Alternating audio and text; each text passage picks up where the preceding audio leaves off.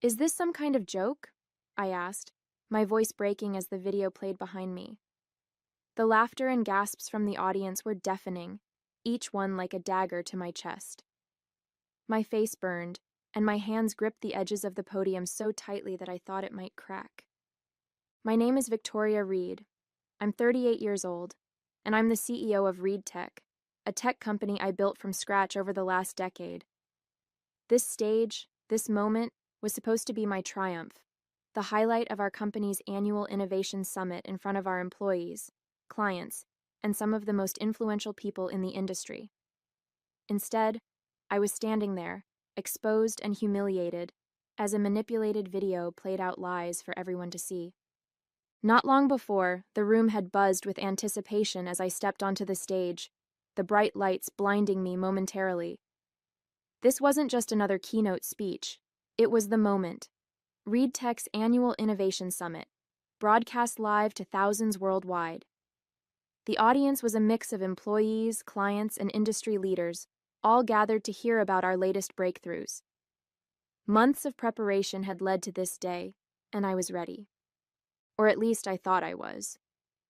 Just as I clicked to advance my first slide, the screen behind me flickered. I paused, turning slightly, assuming it was a technical glitch. But instead of my carefully crafted presentation, a video began to play. My heart dropped.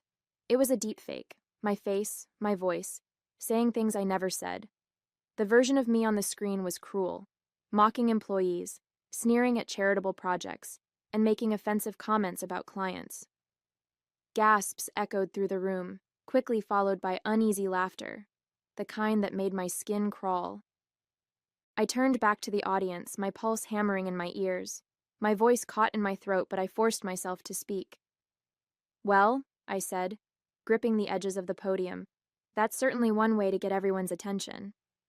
My attempt at humor fell flat, the laughter in the room shifting from nervous to derisive. The murmurs swelled. I could see people in the crowd glancing at one another, their expressions shifting from shock to skepticism. "Let me be clear," I continued, my voice faltering but firm. "What you just saw is not real. It's a fabrication. And while I don't know who's behind it yet, I can promise you—" "Is it, though?" someone called out from the back. Their voice cut through the room like a blade. More laughter followed, sharper this time. The murmurs grew louder. Phones were out, recording the spectacle as my world unraveled in real time. As I stepped off the stage, the event organizers announced a sudden 30-minute break before the next speaker. The crowd buzzed with murmurs and speculation, the whispers growing louder as I walked past. I could feel the stares burning into my back, some curious, some judgmental, and others downright gleeful. My face burned with humiliation, but I kept my head high, refusing to let anyone see me falter. Once backstage, I collapsed into a chair, my legs trembling. The green room was quieter, but not by much. A few staff members hovered nearby, pretending to work while stealing glances in my direction. My phone, resting on the table in front of me, was lighting up with notifications faster than I could process. The headlines were already appearing. "Scandal at Reed Tech Summit. CEO Victoria Reed embroiled in controversy." The 30 minutes stretched on like an eternity. People milled about in the main hall, their voices carrying through the thin walls of the green room. I heard fragments of conversations, my name, the words video, fake, and career ending cutting through the din. Every word felt like a jab, a reminder of how quickly a reputation could unravel. When Megan, my executive assistant, rushed in, her face was pale. "Victoria," she began cautiously, "the press is asking for a statement. They're waiting outside and it's not looking good." Her voice cracked on the last word, and for the first time, I saw the worry in her eyes. Worry for me, for the company, for everything we'd built. I stared at her, the words failing to form in my head. The break was ticking down, the next speaker preparing to take the stage. But all I could think about was how to fix this, or if I even could. The next few days were brutal. Every headline seemed to scream my name, and every conversation within the industry had me as its centerpiece. Investigations quickly revealed the truth. The images and videos were fake. Experts confirmed they had been generated with cutting-edge deepfake technology, designed to look disturbingly real. Even with the truth on my side, the damage was done. My reputation now carried a stain, one that wouldn't wash away easily. Doubts lingered in the minds of those who had seen the video, especially those who didn't follow the updates or didn't care to dig deeper. Fake or not, where there's smoke, there's fire, I overheard one executive say at a networking event later that week. The comment made my stomach turn. Inside ReedTech, the whispers were louder than ever. My employees were supportive on the surface, but I could see the unease in their faces. Some wondered if the sabotage pointed to a deeper issue in the company's leadership. Investors were asking harder questions. Clients were stalling on contracts, and my inbox overflowed with concerned messages that barely masked their doubt in my ability to lead. As the days went on, I found myself replaying the event over and over in my mind. Who would do something like this? Who hated me enough to humiliate me on such a public stage? Two names lingered at the forefront of my thoughts, no matter how much I tried to push them aside.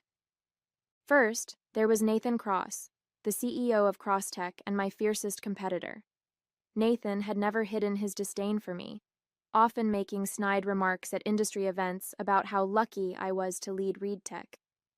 Our companies had butted heads over clients before, and I wouldn't put it past him to pull a stunt like this to tarnish my reputation and poach my business.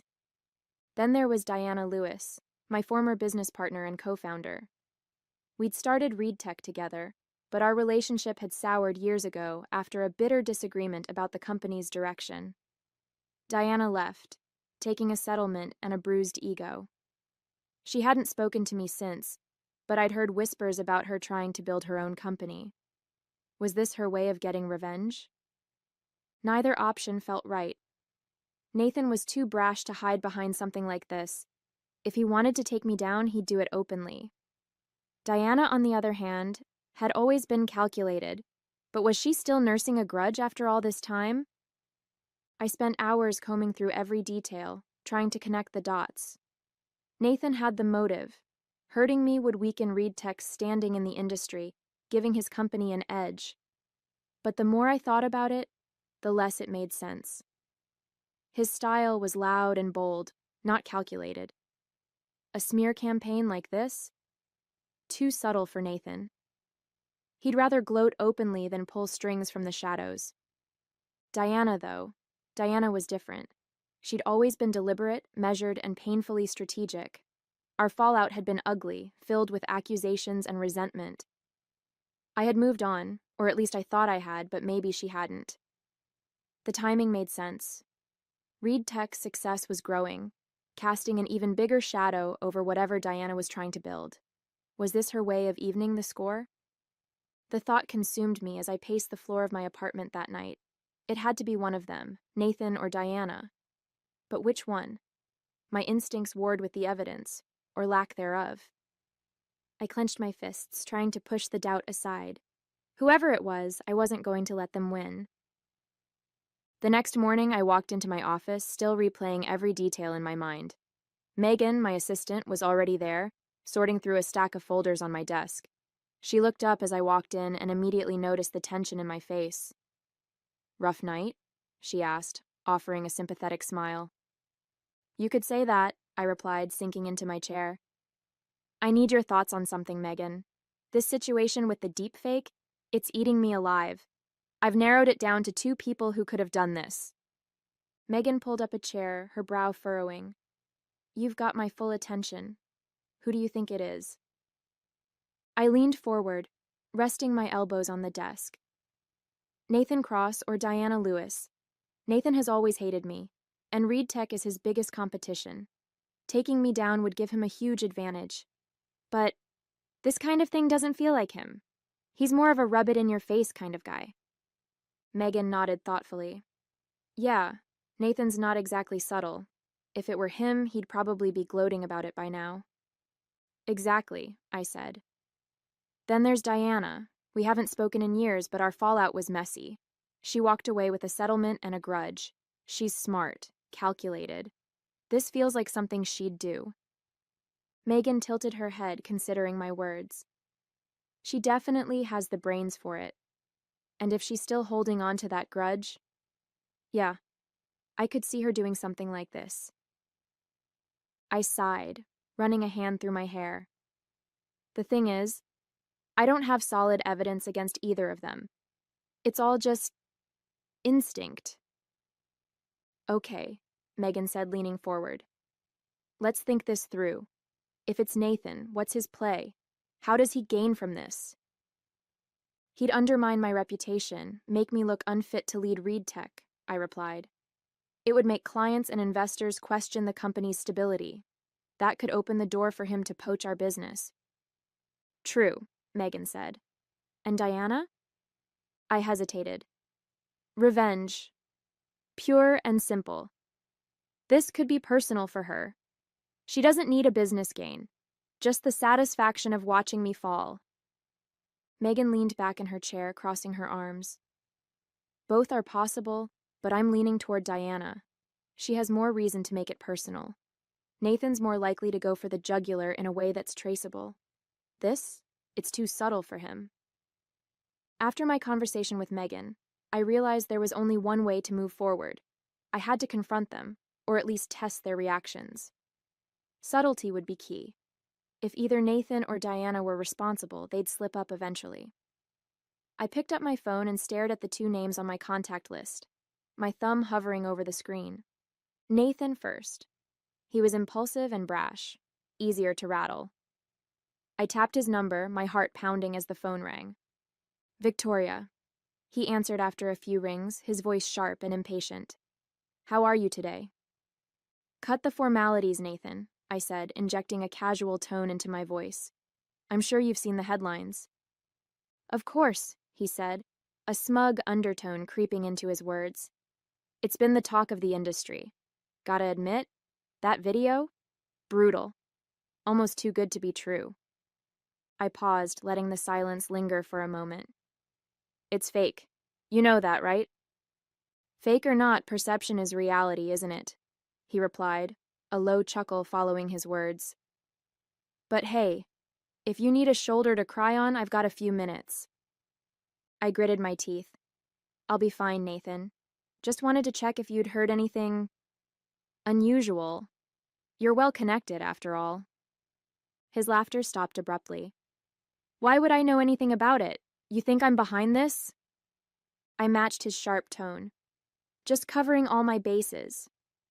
Well, don't look at me, he snapped. Unlike some people, I don't need cheap tricks to win. Good luck cleaning up your mess, Victoria. He hung up before I could reply. I leaned back in my chair, exhaling slowly. Nathan's reaction felt predictable, defensive, arrogant, but nothing concrete. Next was Diana. Her number felt heavier as I tapped it, memories of our fallout flashing through my mind. The phone rang twice before she picked up. Well, this is a surprise, she said coolly. Victoria Reed. To what do I owe the pleasure? Diana, I said, keeping my voice neutral. I'm sure you've seen what's been going around. The video. Hard to miss, she replied. It's all over the news. Nasty stuff, but not surprising. You've made a lot of enemies over the years. I ignored the jab. Enemies like you? She laughed, the sound sharp and cutting. Oh, please. If I wanted to take you down, I wouldn't need smoke and mirrors to do it. I'd do it to your face. Her words stung, but there was an honesty in them I couldn't ignore. So, you're saying you had nothing to do with it? I'm saying I've got better things to do than worry about you, she said bluntly. But if you're looking for a suspect, maybe start with someone closer to home. People like you don't get taken down by strangers. The line went dead before I could respond. Her words echoed in my mind, planting a seed of doubt I couldn't shake. I set the phone down, my mind swirling with possibilities. Diana's parting words echoed louder than anything else. Someone closer to home. It sounded like a throwaway comment, but it stuck with me, gnawing at the edges of my thoughts. Could she be right? Could it be someone from within my own circle? The idea made my stomach churn. I replayed both conversations in my mind, Nathan's arrogance had been expected, but his defensiveness seemed genuine. He was insulted that I even considered him a suspect. Diana, on the other hand, was cold and cutting, but not evasive. If she had done this, why not take the opportunity to gloat? Both of them left me with no solid answers, just more questions. Megan walked into my office with a stack of reports, her face unreadable. "How did it go?" she asked, setting the papers on my desk. I sighed. "About as well as you'd expect. Nathan was defensive, Diana was condescending, and neither of them gave me anything useful." Megan sat down across from me, folding her hands in her lap. "Maybe Diana's right. Maybe it's not them. Maybe it's someone closer." I frowned, her words hitting too close to Diana's for comfort. "You think someone at Reed Tech would do this?" She shrugged. "It's not impossible. You've made tough decisions, Victoria. Not everyone's happy about them." The thought unsettled me, but I couldn't dismiss it. If that's true, then whoever it is knows this company inside and out. They had access to private footage, internal systems. "Exactly," Megan said. "Maybe it's time to widen the search." I nodded, the weight of her suggestion pressing down on me. If this betrayal really did come from inside Reed Tech, it meant one thing. I had been blind to it all along. And whoever did this wasn't just trying to tarnish my name. They were trying to destroy everything I'd built. The next few weeks became a blur of quiet investigation and growing paranoia. I asked IT to comb through our systems for any signs of unauthorized access, but so far, they hadn't found anything conclusive.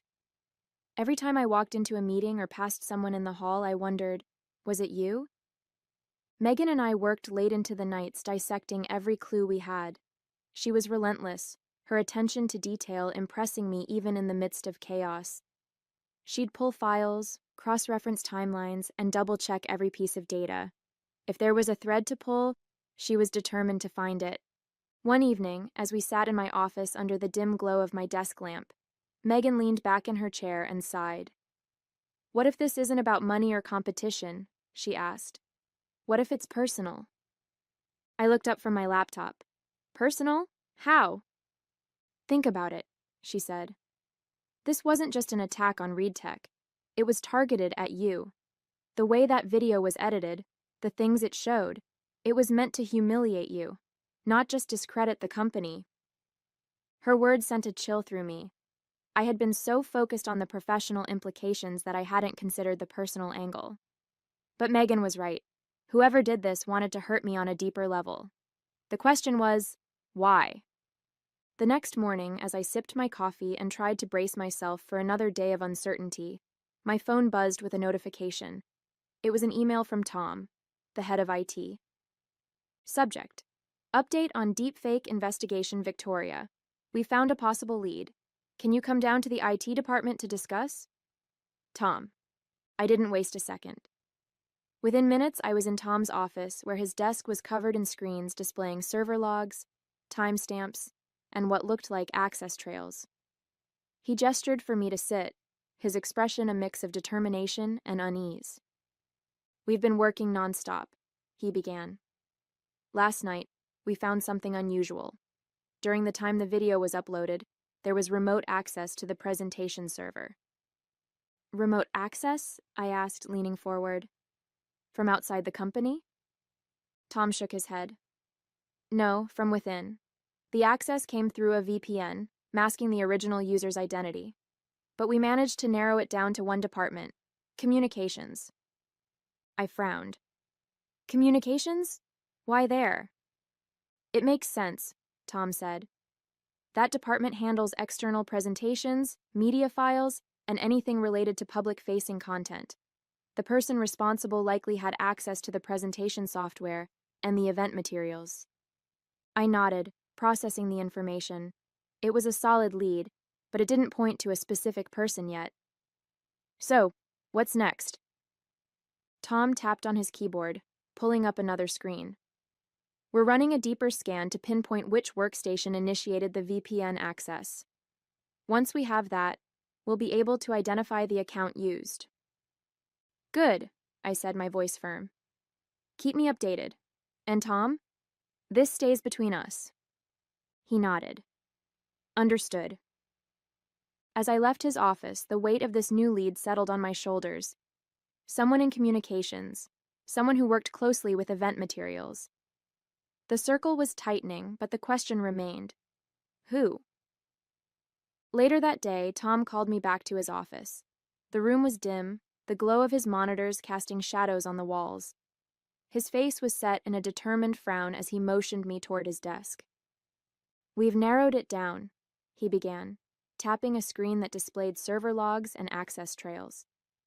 The VPN access during the conference originated from a workstation assigned to Anna Carver, one of the junior associates in the communications department. Anna? I repeated, trying to recall her face. She was relatively new, quiet, diligent, and hardly someone I'd associate with something this malicious. What else do we know? Well, here's where it gets strange, Tom said, pulling up a new set of data.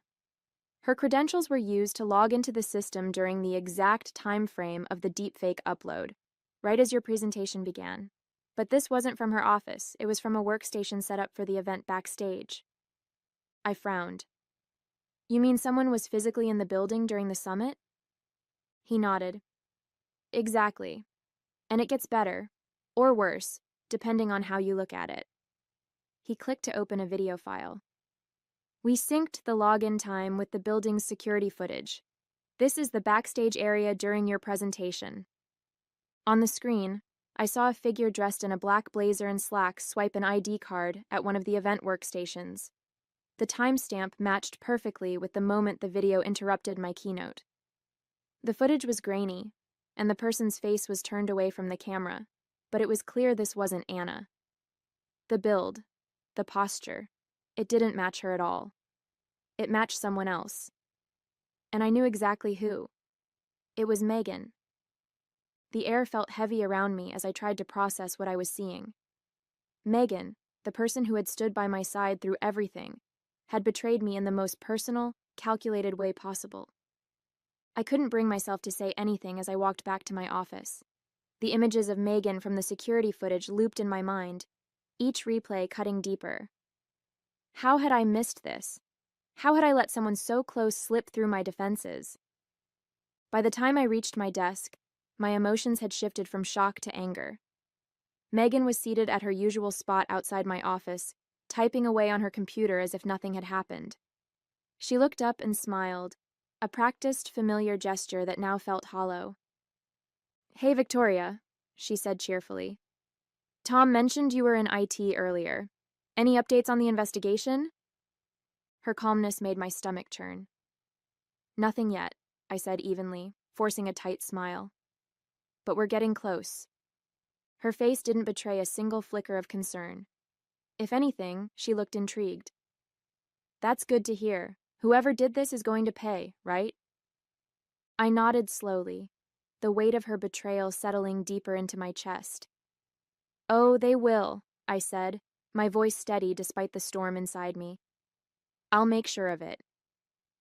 That night, as I sat in the quiet of my apartment, the weight of Megan's betrayal pressed down on me.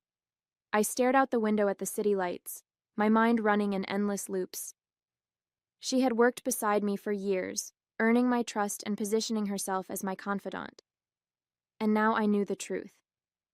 I needed to expose her, but how?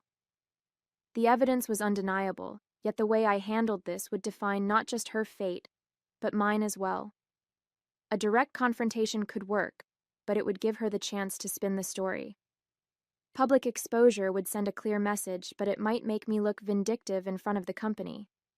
A carefully staged trap could catch her off guard, but it required precision.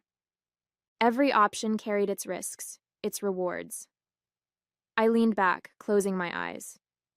She thinks she's untouchable, I thought, that I won't see this through. But she's wrong.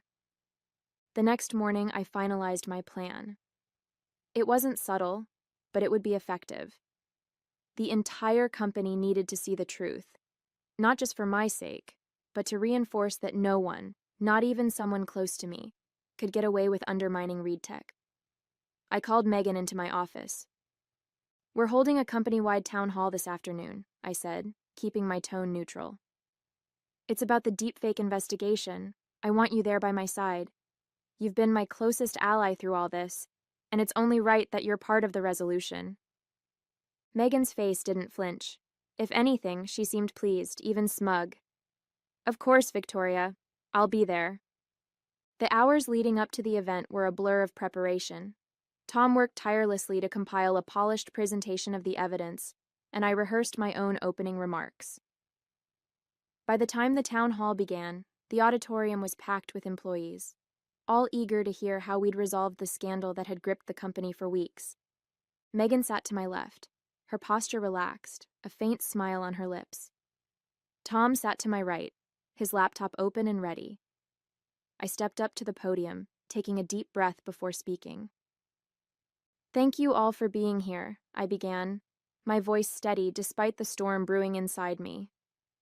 "As you know, ReedTech has been under fire recently due to a malicious deepfake video that disrupted our Innovation Summit. Today, we're here to share the results of our investigation." I gestured to Tom, who stood and began his presentation. He walked through the timeline, explaining the VPN access, the stolen credentials, and the security footage. The room was silent, employees hanging onto every word. Then came the moment of truth. Tom clicked to the final slide, a freeze frame of Megan at the backstage workstation, her face clear and unmistakable. A collective gasp rippled through the room. "The individual responsible for the sabotage is Megan Lawson," Tom said, his voice firm. "We have incontrovertible evidence linking her to the incident." All eyes turned to Megan. For the first time, her calm facade cracked. Her face flushed, her hands gripping the armrests of her chair. This is ridiculous," she stammered, her voice shaking. "You've got it wrong!" I stepped forward, my gaze locked on hers. "Megan," I said, my tone sharp but controlled. "The evidence doesn't lie. You had the access. You made the upload.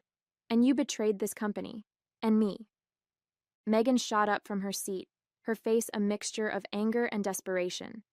"You don't understand," she said, her voice rising. "This has to be some kind of mistake." Tom remained calm, scrolling back through the footage. "There's no mistake," he said. "The badge was stolen, yes, but you were the one who used it. The fingerprints on the keypad? They're yours, Megan. You've been caught." The employees in the room murmured, the tension rising with every second. Megan turned to me, her voice trembling. "Victoria, you can't really believe I'd do this to you. We've worked together for years. I've always been loyal." I stepped forward, my expression hard as steel. "Loyalty isn't sabotaging my career, Megan. Loyalty isn't putting the entire company at risk for your own gain. Do you have anything to say for yourself? The truth this time." She faltered, her eyes darting around the room as if searching for an escape. I was pushed into it," she blurted, her voice cracking. "I didn't want to, but..." "But what?" I pressed, my voice sharp. "Who pushed you? Why did you do it?" Her shoulders sagged as the fight drained out of her. She slumped back into her chair, her voice barely above a whisper. "It wasn't about the company," she admitted. "It was about you. You've always had everything: respect, success, recognition, and I'm just the assistant, always in your shadow." The room fell silent as her words hung in the air. She looked up at me, her eyes filled with a mix of guilt and bitterness. I thought, if I could make people doubt you, maybe I'd finally matter. Maybe people would notice me. I took a deep breath, my heart pounding in my chest. Her confession cut deeper than I expected, not just because of the betrayal, but because of the raw envy and resentment she carried. "Megan," I said, my voice softer now but still firm, "you could have talked to me. You didn't need to tear me down to make yourself feel seen. But what you did, this isn't just personal. This is criminal." She buried her face in her hands, and I turned back to the employees seated in the room. Reed Tech is built on trust, I said, my voice steady. And when that trust is broken, there are consequences. I didn't press charges, just fired her. As much as I wanted justice, I wanted closure even more. Dragging this out in court wouldn't give me the peace I needed. Megan's confession was enough. She had destroyed herself with her own ambition, and there was no coming back from it. The next few days were surreal. Megan's betrayal became the talk of every newsroom and industry podcast. Headlines like Reed Tech Scandal, Assistant Sabotages CEO with Deepfake, and Betrayal at the Top, How Envy Almost Toppled Victoria Reed dominated the media cycle. Her name and face were everywhere, her actions dissected and condemned by commentators and industry insiders alike. Employees at Reed Tech rallied around me, offering their support and relief that the mystery had been solved. Investors, initially cautious, began to reaffirm their trust in the company. But as the world buzzed about Megan, I focused on rebuilding what mattered most: my reputation, my company, and the trust of those who had always believed in me. I made a point to call both Nathan and Diana. I owed them an apology for my suspicions, and to my surprise, they both accepted it with grace. It was a small step toward clearing the air, but it mattered. As for Megan, she got what she wanted. She was noticed. But not in the way she'd hoped. Instead of admiration, she earned infamy, her name tied to a betrayal that cost her everything. I couldn't dwell on it any longer. I had a company to lead and a future to build, leaving the shadows of her actions far behind me. Hey there! Did you like the story? If you did, don't forget to hit the like button and subscribe to the channel. It helps us a lot and makes sure you won't miss out on more great stories we share here. Thank you for watching, and we'll see you in the next one.